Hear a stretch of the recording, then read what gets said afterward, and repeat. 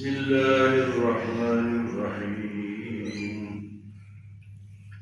ما أصاب من مصيبة إلا بإذن الله ومن يؤمن بالله يهد قلبه والله بكل شيء عليم وأطيعوا الله وأطيعوا الرسول فإن توليتم فإنما على رسولنا البلاغ المبين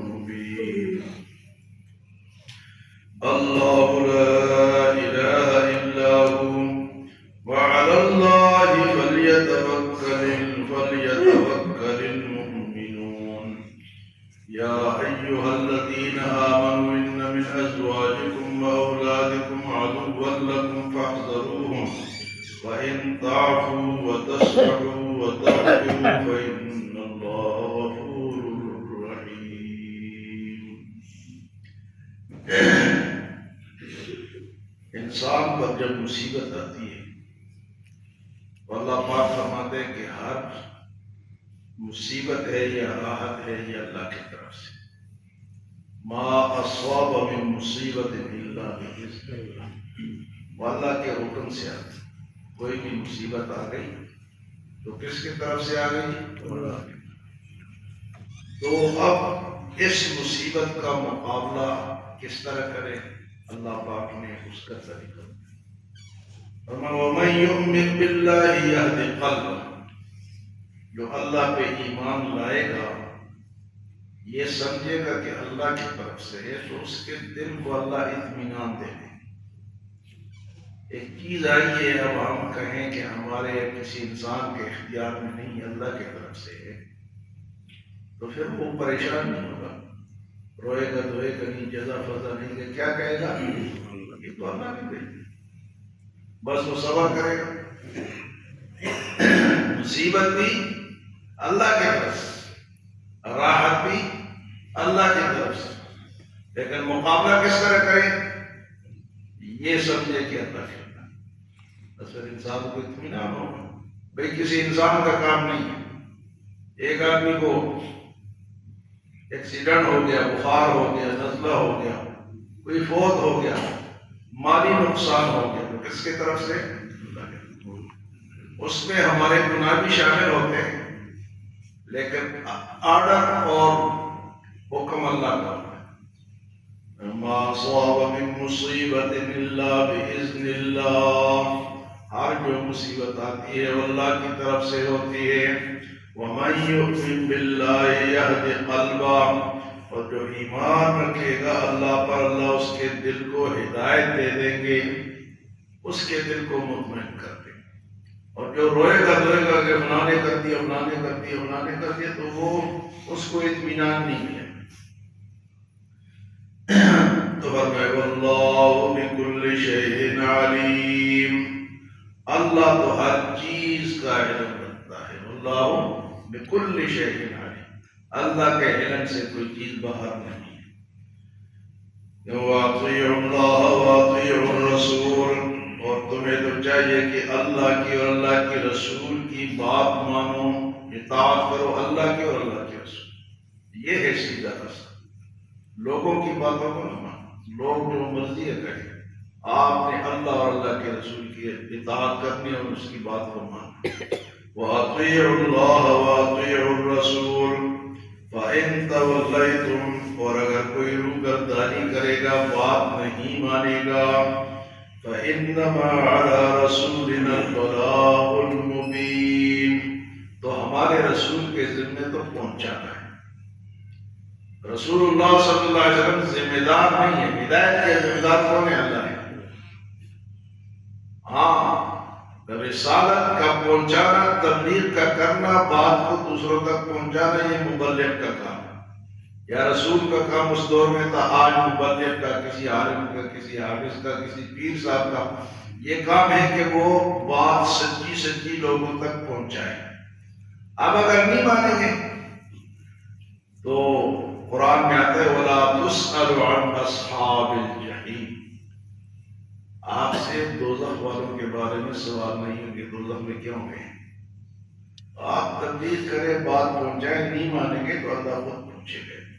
ولا تسأل عن اصحاب الجحیم. فکر تو ہمیں کرنی چاہیے کہ کوئی دوزخ میں نہ جائے، لیکن ذمہ دار نہ اللہ کا رسول ہے اور نہ ہم. تبلیغ کرنا، بات پہنچانا، یہ ہماری ذمہ داری ہے. وَأَطِيعُوا اللَّهَ وَأَطِيعُوا الرَّسُولَ فَإِن تَوَلَّيْتُمْ فَإِنَّمَا عَلَى رَسُولِنَا الْبَلَاغُ الْمُبِينُ. ہمارے رسول کے ذمہ تو پہنچانا ہے. دوسری جگہ پر لَسْتَ عَلَيْهِمْ بِمُسَيْطِرٍ وَمَا أَنْتَ عَلَيْهِمْ بِوَكِيلٍ. آپ ان پہ داروغہ نہیں ہے کہ زبردستی سے منع. اللہ کی باتیں مانتے ہو مانو، نہیں مانتے ہو تو جنہوں نے مانا ان کو اللہ نے کامیاب کو، اور جنہوں نے نہیں مانا وہ ناکام ہوئے.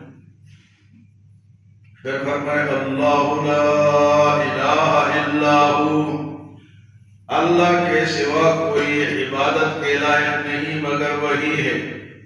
اللہ لا نہیں، الہ کوئی معبود، کوئی مشکل کشا، کوئی حاجت روا، کوئی عالم الغیب، کوئی حاضر ناظر، کوئی مختار کل، اللہ مگر وہی. تو یہاں توحید کا ذکر ہے.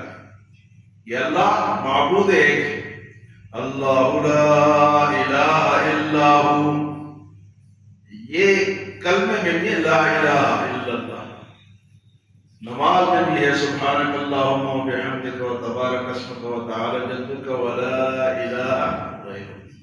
اذان میں بھی اشہد ان لا الہ الا اللہ. الہ کا معنی اگر کوئی سمجھ گیا وہ شرک سے بچ گیا، وہ موحد بن گیا. موحد کے معنی ایک اللہ کو ماننے والا، توحید والا. فرمائے اللہ ہے، لا اس کے سوا کوئی. لا کلمہ لا سے شروع ہوتا ہے. لا نہیں، کوئی مشکل کشا، کوئی بڑا چھوٹا اللہ کے سوا نہیں. کوئی سپر طاقت اللہ کے سوا کوئی اور، کوئی امریکہ، کوئی برطانیہ، کوئی روس، کوئی اور، کوئی مال، کوئی دولت نہیں. لا نہیں ہے. تو اگر ہے الہ وہ معبود ہے، اللہ مگر وہی ہے. وعلى الله فليتوكل المؤمنون. اور چاہیے سب کو کہ وہ اللہ تعالیٰ پر توکل کرے، بھروسہ اللہ پہ کرے کہ جو کچھ کرے گا کون کرے گا؟ اللہ کرے گا. وعلى الله فليتوكل المؤمنون. اب آگے ایمان والوں سے بہت سخت خطاب ہے اللہ تعالیٰ کا. یا ایھا الذین آمنوا، اے ایمان والو، ان من ازواجکم و اولادکم عدوا لکم فاحذروا. اے ایمان والو، تمہاری بعض بیویاں، بعض اولاد تمہارے دشمن ہیں، ان سے بچو. تمہاری بعض بیویاں، بعض اولاد، بعض اس لیے کہا کہ سارے نہیں ہیں. کئی بیویاں دیندار ہوتی ہیں، کئی اولاد دیندار ہوتی ہیں، لیکن فرمایا کہ ہے تمہارے دشمن، فاحذروا، ان سے ڈرو. یا ایھا الذین آمنوا ان من ازواجکم و اولادکم عدوا لکم فاحذروا. اچھا دشمن کس طرح کی؟